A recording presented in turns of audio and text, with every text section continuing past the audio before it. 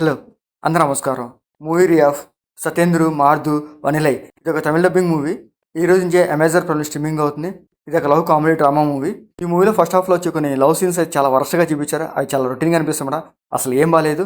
ఇంకా ఈ movie story కూడా అలాగే ఉంటది.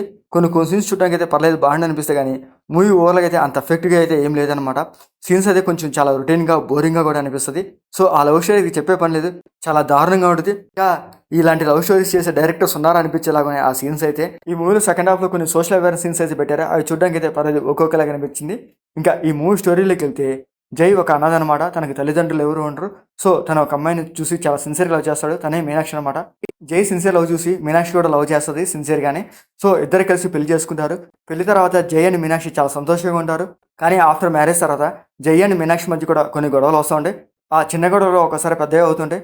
సో, అలా పెద్దయిన గొడవలు అనుకోకుండా మీనాక్షి ఒక రోజు ఇంట్లో నుంచి వెళ్ళిపోతది. ఆ తర్వాత జై కూడా మీనాక్షి కోసం ఎతుక్కుంటూ వెళ్తాడు. ఆ తర్వాత జైకి మీనాక్షి కనిపించిందా లేదా? అసలేం జరిగి ఉంటుంది? ఇంకా జై అండ్ మీనాక్షి ఎలా కలిసారు? అసలు ఏం చేశారన్నదే ఈ మూవీ స్టోరీ. ఆ పాయింట్ బేసుకునే మూవీ స్టార్టింగ్‌లో వచ్చే కొన్ని సీన్స్ కొంచెం చాలా రొటీన్‌గా అనిపిస్తాయి. ఆ లవ్ స్టోరీ గాని, ఆ తర్వాత వచ్చే పెళ్లి సీన్స్ కూడా అలాగే ఉంటాయన్నమాట. సో, ఇంకా క్లైమాక్స్ వచ్చేసరికి లాస్ట్ 10, 20 మినిట్స్ వచ్చే సీన్స్ కొంచెం చూడడానికి అయితే పర్లేదు బాగుంటది. అంత తప్ప ఈ మూవీలో మనకు చూడడానికంటే ఏమీ లేదు. ఇదొక రొటీన్ రొట్ట మూవీ అనమాట. సో, ఈ మూవీలో కామెడీ సీన్స్ కూడా అలాగే ఉంటాయి. ఆ కామెడీ సీన్స్ కూడా చాలా ఔట్‌డేట్‌గా అనిపిస్తాయి. సో, చేసే యాక్టర్స్‌కి ఎలా అనిపించినా కూడా తీసే డైరెక్టర్ కూడా ఆ సీన్ చూసి కూడా ఎలా యాక్సెప్ట్ చేశారో నాకు అనిపించింది. ఎందుకంటే ఆ డైరెక్టర్ ఫ్రేమ్ ముందు కూర్చొని ఆ సీన్ చూసి యాక్సెప్ట్ చేయాలి కదా!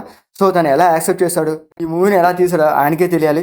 ఈ మూవీ స్టోరీ పాయింట్ కూడా అంత స్ట్రాంగ్‌గా ఏముండదు. కానీ ఒక సోషల్ అవేర్‌నెస్ పాయింట్ ఒక్కటే పెట్టుకున్నారు. ఆ పాయింట్ తప్ప ఈ మూవీలో మనం చూడదగ్గట్టు ఏమీ లేదు. సో, ఆ పాయింట్ కూడా ప్రెజెంట్ జనరేషన్ తగ్గట్టుగా కొంచెం తీశారనిపించింది. సో, ఆ పాయింట్ తప్ప ఈ మూవీలో ఏమీ లేదు. ఇంకా ఈ మూవీలో జై అండ్ మీనాక్షి క్యారెక్టర్స్ అంత ఎఫెక్ట్‌గా అయితే ఏం లేదు. వాళ్ళ క్యారెక్టర్స్ తగ్గ వాళ్ళ యాక్టింగ్ పర్ఫార్మెన్స్ ఏదో ఒక్కొక్కలాగా కనిపిస్తాయి. ఈ మూవీలో మ్యూజిక్ గాని, టెక్నికల్ అసలు పర్లేదు. సీన్స్ కొంచెం క్వాలిటీగా కనిపిస్తాయి గానీ, కానీ ఈ మూవీలో మనం చూడదగ్గ సీన్స్ అయితే అసలు ఏమీ లేవు. ఇంకా ఈ మూవీలో బెడ్ సీన్స్ కానీ, అడల్ట్ సీన్స్ కానీ అట్లాంటివి లేవు. మూవీ ఓవరాల్‌గా అయితే అసలు ఏం బాలేదు. మీరు చూడకపోవడమే బెటర్. అయినా కూడా మీకు చూడాలంటే నచ్చితే చూడండి. లేకపోతే లీవ్ ఇట్. మీకు మా ఆడియోస్ నచ్చితే లైక్ చేయండి, షేర్ చేయండి, సబ్స్క్రైబ్ చేసుకోండి. Thank you for watching.